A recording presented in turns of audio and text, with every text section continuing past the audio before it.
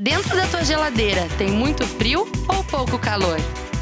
E o que ondulatória tem a ver com frango assado? Tem ímãs no liquidificador? Por que deslizar no gelo é mais fácil que rolar no asfalto? E afinal, que relação tem entre o espelho e o escuro? Complicou? Simplifísica. As descobertas que se relacionam com as narrativas religiosas são validadas cientificamente a partir da observação criteriosa dos objetos e suas conexões com o passado. Vamos ver hoje no Simplifísica o caso do Sudário de Turim e dos pergaminhos do Mar Morto. O palestrante é o professor do Instituto de Física, Johnny Ferraz Dias, que trabalha juntamente com o Laboratório de Implantação Iônica da URGS. Confira!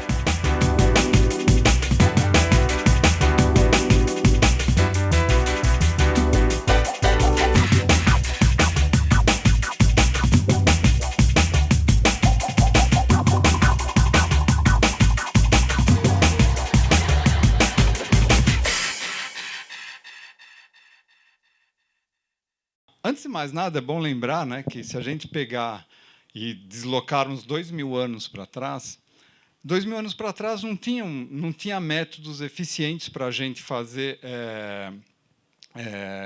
a gravação, por exemplo, de uma informação importante, ou como a gente não existia, por exemplo, repórteres nos principais eventos do cristianismo, por exemplo, não tinha ninguém lá filmando, não tinha ninguém tirando foto com celular e enviando. Então, é claro que o meio de armazenamento de informação era um pouco diferente do que é hoje em dia, né? Então, para a gente entender a minha palestra, eu vou falar um pouco sobre isso. Então, né? É claro que um meio de a gente gravar a informação, a gente pode pegar e gravar uma informação, como a gente conhece essas pinturas rupestres, né? Então, a gente pode chegar e pintar e expressar o que a gente está querendo dizer, e através da pintura em paredes, né? Então, esses são os primórdios, né? E é claro que também muita gente já usou o que a gente chama de a pele de animais, né? Pode ser de cobra, jacaré, pode ser de cavalo, né? E daí, simplesmente, nesse caso, mais para ornamentação, mas também, às vezes, para informação, para transmissão e gravação de informação. Também se usou muito, pessoal, cascas de árvores, né? Então, na antiguidade, muitas pessoas usavam as cascas de árvore e faziam algum tipo de desenho, algum tipo de inscrição, né? Para armazenamento de informação. Também algumas folhas finas, né? Principalmente de metais mais maleáveis, como, por exemplo, o chumbo, eram usados, né? As pessoas faziam sinais nessas folhas, tentando gravar alguma informação nelas para ser passada para o futuro ou passada adiante, né? E é claro que tem os métodos clássicos, né, que são, por exemplo, barro, tecidos, né? E depois a gente já começa a avançar um pouco antes, e a gente chega até um pouco antes do papel, que daí seria o papiro, né, e seria o pergaminho. Esse papiro que vocês estão vendo aqui, ele é o que a gente conhece como Nash Papyrus, né? E ele seria o manuscrito hebreu mais antigo que a gente conhecia. E eu falo que a gente conhecia porque a gente conhecia até a aparição dos pergaminhos do Mar Morto, né? Que é um mar que ele faz divisa, basicamente, de Israel com a Jordânia, né? E bem aqui no centro fica o que nós chamamos de Mar Morto.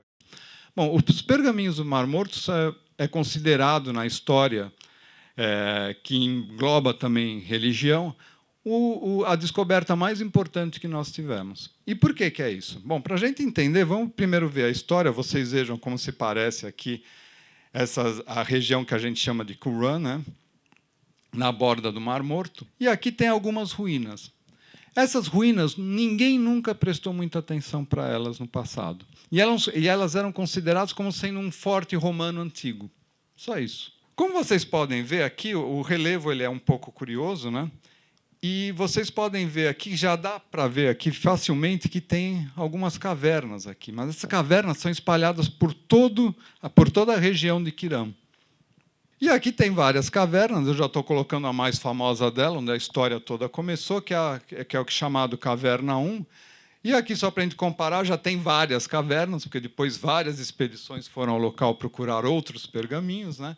Então, a gente já passa da caverna número 11 aqui.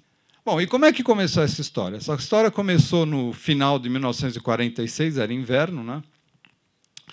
E tinha 3 beduínos, os 3 eram primos, eles estavam olhando as ovelhas dele, e elas estavam soltas naquela região que eu mostrei para vocês. E um deles se distanciou dos outros 2 e começou a caminhar, olhando o gado dele, né? E, de repente, ele olhou para a rocha e viu aquela que eu acabei de mostrar, a caverna número 1. E ele achou curioso, né? Era escuro, ele não entrou, mas ele fez o seguinte, ele pegou uma pedra, eu também faria o mesmo, pegou uma pedra, jogou dentro e viu o que acontecia. E ele escutou o barulho de vaso quebrando. Então, o que ele fez? Ele retornou para os outros 2 primos deles, eles voltaram, e eles pensaram que iam voltar no dia seguinte. Não voltaram, demorou alguns dias, daí eles se prepararam, voltaram, foram para aquela caverna número 1, e eles entraram na caverna. E o que eles acharam na caverna? Na caverna eles acharam vários potes quebrados, mas alguns íntegros. Então, são esses potes aqui, olha, eles são mais ou menos dessa altura aqui. Tá? Mais ou menos assim. E eles acharam esses potes, né, essas jarras, né? E dentro das jarras, o que eles acharam? Eles acharam vários pergaminhos intactos. E eles acharam também milhares de fragmentos de pergaminhos e de papiros dentro das jarras. Então, provavelmente, o povo que utilizou e quis gravar e quis que essa informação ficasse guardada, colocou dentro das jarras e ficou lá. Então, é claro que alguns se deterioraram e outros ficaram melhor preservados. Um deles, aliás, é o único que eu tenho conhecimento, nunca tinha visto isso antes, é um scroll, é um pergaminho de cobre. Então, como eu falei para vocês, o metal aqui foi usado justamente para fazer a gravação de texto. Depois dessa descoberta, esses pergaminhos foram de mão em mão para várias pessoas. Ninguém ainda tinha certeza de qual que era o valor desses pergaminhos, né? E várias outras expedições começaram a vir para essa região para procurar por outros pergaminhos, porque, em geral, no mercado de artes, perto de Israel, em geral, esses pergaminhos têm um certo valor, esses artefatos têm um certo valor. Então, várias expedições vieram e começaram a procurar por outras cavernas e começaram a achar mais e mais pergaminhos e mais fragmentos. Qual que é o conteúdo desses pergaminhos, né? Basicamente, eles têm uma literatura de cunho religioso, né? E são basicamente manuscritos bíblicos, né? E elas se referem muito ao que nós conhecemos hoje como Torá da Bíblia dos judeus, né? Então, vários textos que, inclusive, já estavam no Torá reapareceram de forma mais antiga nos pergaminhos de Mar Morto, junto com muitos outros textos que não se tinha conhecimento. E aí está o grande valor da descoberta desses pergaminhos, né? Bom, e agora tem o problema. O problema é o seguinte: se a gente se basear nos achados arqueológicos, né? Colocar junto o contexto histórico, né? E olhar um pouco para a religião, o que a gente sabe da religião nessa época, a gente ia olhando também para a grafia, né? Tem a grafia dos textos em particular, né? Se a gente olhasse para tudo isso, a gente classificaria que os textos é da ordem do século III antes da Era Comum, como é dito hoje em dia, né? Eles variam de 3, mais ou menos, antes da Era Comum, até o 1º século depois da Era Comum. Então, mais ou menos a datação, se a gente fizer a datação baseada nestes quesitos aqui, a gente chegaria a essa conclusão. Mas eu sou físico, eu quero saber, será que tem algum método físico para nós podermos realmente calcular quão velhos são esses pergaminhos? Então, é sobre isso que eu vou falar aqui. E eu vou aproveitar aqui e vou falar de outro problema que também nós vamos tentar datar, que é um pouco mais curioso e certamente infinitamente mais polêmico, que é o manto de Turim, né? Delineado um homem, né, que com as mãos cruzadas aqui, a cabeça dele aqui. Qual que é a história por trás do manto de Turim? A história é a seguinte, né? Em princípio, Jesus Cristo, quando morreu, ele foi tirado da cruz e foi envolto num pano, que é uma prática normal nessa época, né? Ele foi envolto nesse pano e, hipoteticamente, esse pano ficou com as marcas do corpo de Jesus Cristo. O que se sabe, e que parece mais ser uma lenda do que um fato, porque não existem registros concretos disso, é que no século I da Era Comum, né, esse rei aqui, o Abgar, que era um rei de Edessa, né, ele aparentemente recebe um pano, que nesse pano está a face de Jesus. Isso é mencionado em um e outro texto, mas não existe nenhum não existe nenhum recorde sobre esse fato aqui. Então, ele é mais uma lenda do que realmente um fato, né? Bom, de repente, a lenda é isso, depois de 5 séculos, do nada, né? Surge, então, na cidade de Edessa, que era na Síria, atualmente é essa cidade aqui na Turquia, aparentemente um manto com a face de Jesus começa a ser exposto na cidade no século VI, mas também não há nenhuma informação precisa sobre isso, né? Ele é levado para Constantinopla, né? Então ele é tirado daqui de Edessa, que fazia parte da Síria na época, então eles estavam em guerra praticamente, então foi um grupo de pessoas lá e conseguiram realmente roubar o manto e trazer para Constantinopla. E tudo isso daqui é uma história muito vaga, não há realmente informação precisa sobre isso, né? E aparentemente as cruzadas ao redor de 1200, né, da Era Comum, né? As cruzadas foram até Constantinopla, invadiram, e nessa época, de novo, aquele pedaço de pano com a face de Jesus desapareceu. E, finalmente, em 1353, o manto de Turim, como nós conhecemos hoje, aparece, e ele aparece como possessão do conde de Charny, na França, e, a partir daqui, o manto é muito bem documentado. Então, a partir daqui, tudo que eu falar, realmente, a gente tem documentos, a gente tem prova do que aconteceu. Antes disso, realmente, é uma história meio esquisita, porque a gente não sabe, o manto some por 5 séculos, aparece depois, some de novo. Quando teve as cruzadas, ele some por mais de um século, depois, de repente, apareceu aqui, olha, está aqui. E, finalmente, em 1578, isso também bem fundado, né? O manto foi transportado para Turim, onde foi erguido aqui uma capela especialmente para ele. Bom, o que é o manto de Turim? Então, o que passou a ser? Na Idade Média, e avançando até o século XX, ele era exposto basicamente durante festivais religiosos cristãos, né? Então, ele era exposto por alguns dias e depois ele era guardado na capela. Somente em 1898, esse Second P aqui, que é um advogado, e ele era um fotógrafo amador, ele teve autorização para tirar uma foto do manto de Turim. Seria a primeira foto do manto de Turim. E o que ele fez foi que ele tirou a foto e começou a revelar para ter a foto num papel.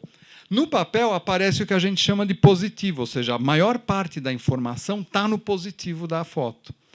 Só que ele estava olhando o positivo se desenvolver, e quando ele olhou o negativo, ele ficou assustado, porque o negativo apareceu isso daqui. Então, aparentemente, o negativo ele tem muito mais informação do que o próprio positivo. E aqui está o manto. O manto, é claro que ele é um pano contínuo, que ele mostra tanto a parte frontal como a parte dorsal. A parte dorsal eu não estou interessado aqui, eu não estou mostrando aqui. Então, só estou mostrando a parte frontal, onde eu mostro o positivo aqui, onde a gente vê delineado um homem aqui com as mãos, né? E aqui o negativo. Depois dessa foto, várias expedições e vários grupos de cientistas tiveram acesso restrito, é bem verdade, ao manto de Turim.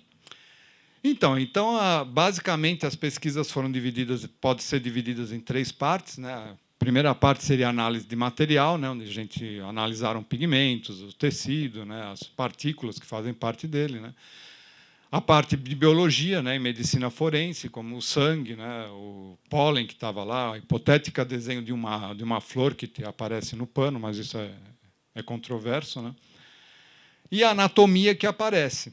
E especialistas em imagem, né, inclusive da NASA, para fazer imagens 3D da imagem que aparece no manto. Bom, e aqui a gente vem com um problema. Enquanto que, no caso dos pergaminhos do Mar Morto, a situação de todos os parâmetros era mais ou menos clara para datar, mesmo sem um método físico, aqui já é um pouco mais complicado, porque, como eu falei, se é que o manto foi realmente, ele data do século I da Era Comum, então ele ficou basicamente por 13 séculos e ninguém sabia direito onde é que ele estava. E a pergunta aqui é a seguinte: depois de 1353 ele é bem documentado. Então, o que nós temos hoje em dia, a gente pode datar dessa data aqui. Porém, se a gente acreditar que esse manto foi o manto que cobriu o corpo de Jesus, então a gente tem que acreditar que ele é do século I da Era Comum, né? E aqui vai ser um grande debate. Então, como é que agora, sem muito elementos, como é que a gente pode fazer uma datação um pouco precisa desse manto. Então, agora, finalmente, acabou a história, agora vai ser física, hardcore mesmo, vai ter bastante física aqui, que eu vou falar agora como é que a gente faz esse tipo de datação. E esse tipo de datação que eu vou falar agora é o que a gente chama de datação por carbono 14, ou radiocarbono, né? E essa datação, essa técnica, né, ela foi desenvolvida por esse Willard aqui, que ele teve o doutorado dele em Química em 1933. Na verdade, ele era o que nós chamamos de radioquímico, né? E ele fez parte também, ele teve uma participação muito importante no projeto Manhattan, que foi o projeto que desenvolveu a primeira bomba atômica, né? E ele criou essa técnica em 1949 e, por causa disso, em 1960, ele ganhou o Prêmio Nobel. Vamos olhar, então, se eu vou fazer datação com carbono 14, vamos ver o que é o carbono 14. Mas vamos começar com o carbono 12, que é o mais comum, né? Então, o carbono 12 tem 6 prótons no núcleo dele, olha. Tem 6 nêutrons. E se a gente somar o que a gente chama de número de massa, né, a gente soma os prótons mais nêutrons, dá 12. E a nomenclatura em física nuclear que a gente usa é o seguinte, é o símbolo carbono, né? Coloco 12 aqui, em geral, esses 6 e esse outro 6 não aparecem, porque eles são o carbono e o número de massa define univocamente o nuclídeo, né? Bom, isso é um átomo de carbono. Então, eu digo, se vocês caírem de boca numa árvore, que vai vir na boca de vocês, majoritariamente, é esse carbono aqui. Pronto, não tem. Porém, pessoal, eu poderia pegar um nêutron aqui, ó. Apareceu um nêutron aqui. O que acontece se eu colocar um nêutron nesse núcleo aqui? Vamos colocar um nêutron nesse núcleo. Ele continua carbono, só que não é mais carbono 12. É o que a gente vai chamar de carbono 13. Por quê? Na verdade, o número de prótons é o que define o elemento. Eu não mudei o número de prótons, eu só coloquei um nêutronzinho a mais aqui. Então, na verdade, agora, eu tenho 7 nêutrons dentro. Mas se eu tenho 7 nêutrons, a soma de nêutrons mais prótons dá 13. Ou seja, eu tenho ainda o elemento carbono, mas agora é o carbono 13.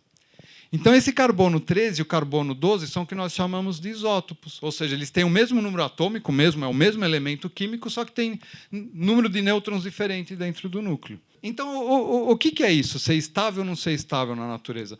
É tudo referente a um balanço energético, né? Então, se o núcleo é estável, ele está no estado fundamental, paradinho, olhando a TV com o controle, aqui não se mexe, e está poupando energia. Nesse caso, a gente diz que o núcleo é estável. E se ele é estável, ele não muda em função do tempo. Hoje, amanhã, daqui a 1 bilhão de anos, ele vai estar a mesma coisa. Esse daqui seria o carbono 12 e o carbono 13. O carbono 14 é um núcleo que a gente diz que está no estado excitado, né? Por algum motivo ele foi formado, a natureza não queria ele, então ele tem um excesso de energia, ele quer jogar essa energia para fora. Então, o que isso quer dizer? Quer dizer que ele não é estável, ele tem um balanço de energia não está correto, e ele vai jogar essa energia para fora, emitindo radiação. Então, é assim que ele vai fazer. E como é que o carbono 14, pessoal, ele decai? Nós temos o carbono 14 formado, né? Eu já vou mostrar para vocês como é que a gente forma, mas como é que ele decai? Como é que ele libera essa energia que ele tem a mais, né? Então, vamos olhar aqui, olha, por exemplo, o carbono 14, aqui, ó, 6 prótons, podem contar, 8 nêutrons, e está tudo aqui. Vamos ficar de olho nesse nêutron aqui, olha. Ele decai da seguinte maneira, esse nêutron, pessoal, vira um próton, acreditem se quiser, é verdade isso, o nêutron virou um próton, e ainda por cima, a emissão de 2 partículas, um elétron e um antineutrino, que eu não vou falar desses dois aqui. Bom, nessa situação, pessoal, o que aconteceu é que, onde tinha um nêutron, apareceu um próton. Então, não estou mais falando de carbono 14. Então, ele decaiu para o que nós chamamos de beta-, olha, e ele virou nitrogênio 14. Por quê? Porque um próton virou nêutron. Então, um nêutron, aliás, virou próton. Então, tinha 8 nêutrons, agora ficou 7. E se tinha 6 prótons, aumentou um próton, ficou 7. E o número de massa ainda 14. Então, agora, depois do decaimento beta-, o carbono 14 virou nitrogênio 14. E é esse decaimento que é importante para o nosso estudo aqui. Para o nosso estudo também é importante a noção de meia-vida que eu vou falar para vocês. O que é meia-vida, pessoal? Meia-vida é assim, olha. Vamos pegar, por exemplo, 1 quilo de carbono 14. A pergunta é a seguinte, depois de quanto tempo eu vou ter meio quilo de carbono 14? Ou seja, a outra metade decaiu. Esse tempo que leva é o que a gente chama de meia-vida. Se esse N0 é o número inicial de nuclídeos, ou seja, 1 quilo de carbono 14, depois de uma meia-vida, ele decaiu à metade. Essa é a definição de meia-vida. Em função do tempo aqui, né? O número de nuclídeos em função do tempo. É claro que isso daqui é uma lei, esse processo é estocástico, né? Então ela é uma lei exponencial, né? Então vocês não precisam ficar, mas isso daqui é simplesmente o que rege essa lei. Eu estou dizendo assim, olha, o número de nuclídeos depois de um certo tempo é igual ao número inicial que eu tinha lá, né? E a exponencial desses fatores aqui, em função do tempo. O carbono 14 decai desse jeito. Mas como é que ele é formado se ele não existe na natureza?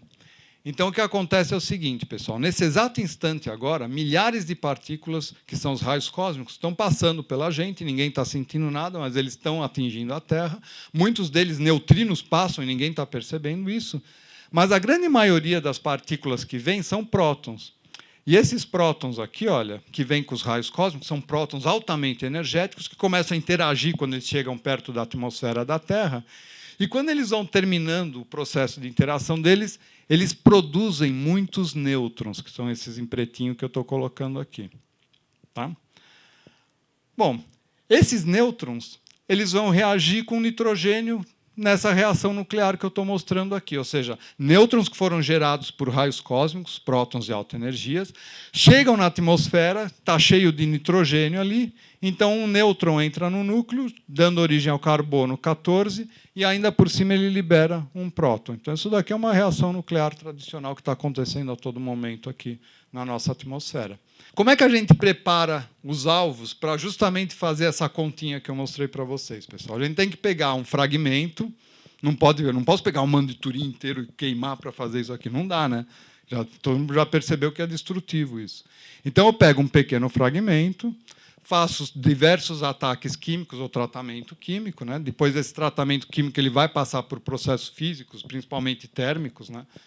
E depois desses processos, o que era sólido virou um grafite, um pozinho, cheio de carbono, 12, 13 e o 14 também. E agora a gente só precisa medir isso daqui. Pronto, a quantidade de carbono 12 para carbono 14. Como é que a gente faz isso? Não é também muito difícil, a gente usa essas máquinas que a gente fala são espectrômetros de massa, acelerador de espectrômetro de massa. Então, só queria mostrar que nós temos uma máquina muito parecida com esse acelerador, esse espectrômetro de massa, né? Aqui na URGS, né? Então é uma máquina bem grande.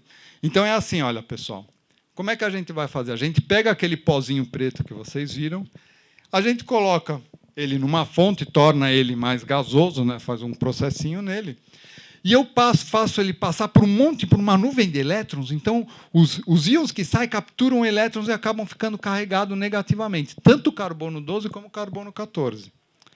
Aí eu venho nessa máquina aqui, que é um acelerador eletrostático, que é basicamente uma pilha, uma bateria bem grande, com um polo positivo e um negativo. Nesse caso aqui, a gente pode chegar até 3 milhões de volts. E quando eu ligar a máquina aqui, ó, vou ligar, aqui fica um potencial positivo, e esse íon que é negativo, que eu grudei um elétron a mais, né, nele, ele é atraído pelo polo positivo. Negativo com positivo, ele é atraído. Pronto. Aí o que a gente faz, pessoal? Esse gás de nitrogênio aqui, ele é sedento em elétrons. Então chegou esse carbono aqui, olha, que tem 6 prótons e 7 elétrons, tem um elétron a mais. Passa por esse gás de nitrogênio, o nitrogênio é um stripper, vai pegar os elétrons e pum, arrancar dele. E ele arranca, e, em geral, o que sobra é o carbono carregado 3+, ou seja, tem 3 menos elétrons do que prótons nele, então ele fica com uma carga 3+. Tá. Então, vamos ver. Vou voltar agora. Feito tudo isso, nós pegamos pedaços, fragmentos dos pergaminhos do Mar Morto e fizemos a datação. E o mais antigo, que aparentemente é de 408 antes da Era Comum. E os mais recentes são da ordem do ano 300 depois de Cristo, aqui da Era Comum. Por exemplo, aquele documento que eu mostrei para você, que é as regras da comunidade, né, de uma das comunidades que vivia lá, ele foi datado como sendo entre 203 antes da Era Comum até do ano 122 da Era Comum. O que isso quer dizer, pessoal? Quer dizer que tem uma incerteza. A gente não sabe, não consegue dar o dia, a hora, o minuto, não dá. Então, devido às técnicas, aos problemas experimentais, a gente consegue dar uma faixa de anos. Então, é isso que está sendo dado aqui, né? Com grande probabilidade de ter datado entre essas duas datas. O livro acharam que um dos fragmentos, um dos pergaminhos era o Gênesis, né? E o Gênesis foi datado, por exemplo, do ano 89, antes da Era Comum, né, até o ano 118 da Era Comum, ou seja, nessa faixa de tempo é que ele foi datado, esse documento. Então, todos os documentos, vocês podem ver, tem listas extensas de datação, todas elas feitas com esse carbono 14 que eu mostrei para vocês. E essa datação, ela concorda que, se a gente levar os fatos históricos, os fatos da arqueologia encontrada, né, os fatos religiosos, ela concorda mais ou menos com o que a gente esperava. Já o manto de Turim, o que foi feito foi o seguinte: essa medida da datação do carbono 14, ela foi feita por 3 laboratórios independentes. E, em 1988, os 3 representantes do laboratório vieram colocar, e vocês já veem a data que eles colocaram no quadro atrás dele aqui. Ou seja, os 3 laboratórios mediram, fizeram a datação que eu mostrei para vocês, e os resultados todos eles foram compatíveis entre si, resultados muito próximos, e eles colocaram entre a datação do manto de Turim, né, entre 1273 e 1390, com um intervalo de confiança de 68%, que é o desvio padrão, né? Se eu incluir 2 desvios padrões, para 95%, então a data do manto seria entre 1262 e 1384. Bom, segundo essa data, né, o manto é um artefato medieval, né? É claro que o manto ele tem várias controvérsias, tem vários livros publicados, porque é realmente difícil de entender. Eu acho que isso está bem explicado aqui pelo que o Philip Ball escreveu. O Philip Ball, ele era o editor da Nature nessa época quando foi lançado esses resultados.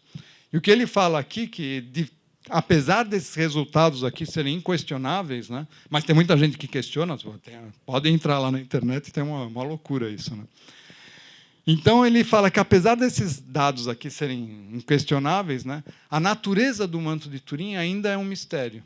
Então, como que aquela imagem foi gravada lá, como é que ela sobreviveu a tudo que passou, fogo, passou todos esses anos, e como é que essa imagem, cada vez que se estuda, ela revela outras informações que, às vezes, a gente não vê à primeira vista, isso ainda é um mistério. Tem bastante debate, né, em várias comunidades diferentes, religiosas, não religiosas, sobre, de fato, o que vem a ser o manto de Turim.